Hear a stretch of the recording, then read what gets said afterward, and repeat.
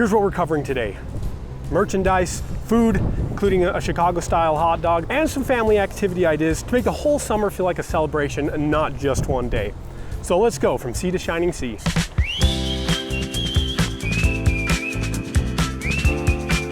First, the fun stuff. Stores are already drowning in red, white, and blue, but if you want something a little more personal, my niece, an up-and-coming graphic designer, has made 2 shirts I genuinely love. One says Sea to Shining Sea with a jellyfish on it. I love that. The other highlights the 250th anniversary with a flag design. I just ordered mine, which is why I'm not wearing it now. Links are in the description. These don't support this channel, but they do support a college student trying to make something of herself, which sounds very American to me. And if you are looking to support this channel, I've also designed a hat, an ultimate frisbee, and a pickleball paddle, all available in the description if you want to rep the 250th anniversary while being active. Commenting on this video with your America 250 party ideas also goes a long way to support this channel. Now for the main event, food. 4th of July means grilling, and I'm not here to take that from you. But this year, let's take inspiration from Sea to Shining Sea and add a little regional flair. Texas. I'm grilling up some burgers on my 17-inch Blackstone, which I actually won from reading. Check out my video on how I went from being a terrible reader to reading 50 books a year by using free audiobooks. Now, if you want to add some Texas barbecue flair to this, you can top these burgers with a little bit of brisket. You could even make the burgers out of ground brisket if you want. Admittedly, I don't often use the cheese product known as American cheese, unless I'm grilling burgers. And then in my opinion, this is the best cheese to use for grilling burgers. Unless you want a spicy burger and you're going to go with something like some pepper jack. I like to toast the buns too, and there's still plenty of oil here. If you air fry the buns, interestingly enough, it's actually crispier if you don't put any type of oil on the buns. You just air fry them as is. If you put some oil, it's gonna get a little soggy. But here on the grill, having oil is what we want. That right there is what I like to see.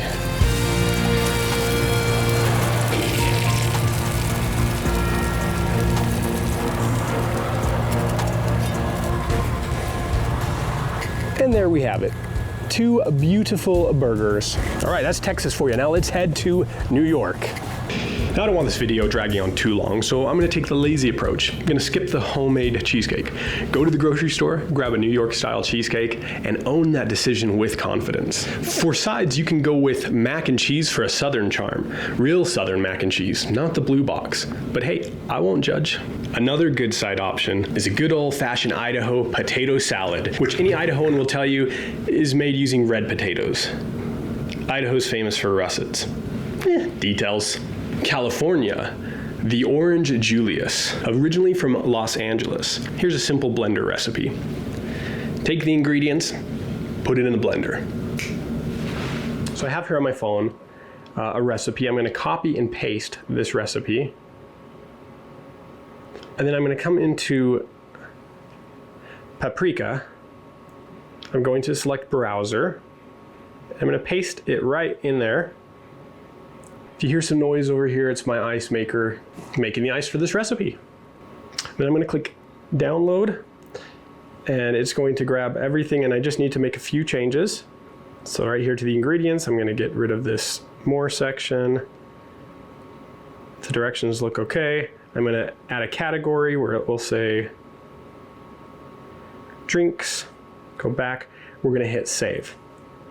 And then I'm going to come over to recipes, and I'm going to just do a search for Orange Julius. Now, I don't want to have this tips for making my copycat Orange Julius, so I'm going to go ahead and hit edit, and then I'm going to delete all the text prior to copycat. All right, there we have it. I've got my ingredients, I've got my directions. If I want to scale this, so double the recipe, I can do that. If I want to halve the recipe, I can also do that. And we're just going to want to keep it at 1. I love this app because I can also I can add things to my grocery list, and then it creates a grocery list that I can actually check off as I go to the store, and it categorizes everything. And then I can also share this. So I can hit share, and I can share either just the text, the recipe text, or I can even share the Paprika file to other people who have this app. And there's a desktop version that I bought as well that I can sync directly with this app. And we're gonna let the orange juice concentrate thaw for a few minutes, and then we're just gonna add all the ingredients into a blender and blend it up. Here are the ingredients. It's half an orange juice concentrate, or 6 ounces, 2 cups of ice cubes, 1 cup of whole milk, 1 cup of water, half a cup of sugar, and 1 teaspoon of vanilla extract.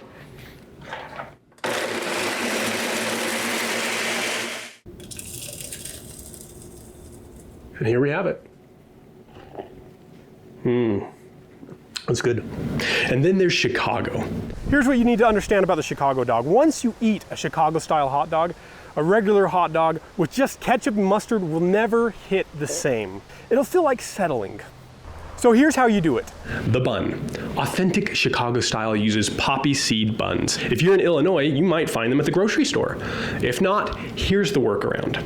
Melt butter, brush it on your buns, sprinkle poppy seeds on top, and bake at 350 for about 5 minutes. The temperature's not super important. You just need to cook it for a few minutes. Don't burn it. The seeds stick, the bun gets a little crispy, and honestly, it's great.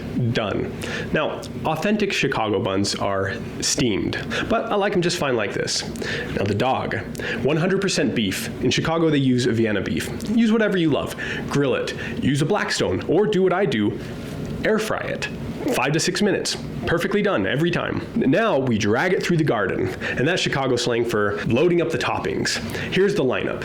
Yellow mustard, chopped white onion, bright green relish, more on this in a second, a dill pickle spear, tomato wedges, sport peppers, which are a pickled serrano pepper. But if you can't find sport peppers, we like to use banana peppers or pepperoncinis, and a dash of celery salt. Do not put ketchup on this hot dog. You never put ketchup on a Chicago dog. You have tomatoes, you're covered. Chicagoans will find you. Now the relish. This is the secret. Chicago dogs are known for that neon green relish.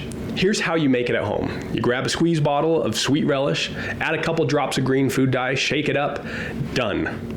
But here's the part people look at me like I've lost my mind. Add 1 or 2 drops of mint extract. I know, mint on a hot dog? Don't knock it until you try it. You're not gonna bite into this thinking, oh, I taste mint. It's subtle. It adds a little sensation that pulls the whole thing together in a way that's hard to explain until you've experienced it. Trust the process. One more dessert idea. This one comes from my mom, who used to make it every summer growing up. We call it flag cake. And you'll see why in just a moment. Make a white cake from a box mix. Follow the instructions in the back of the cake mix.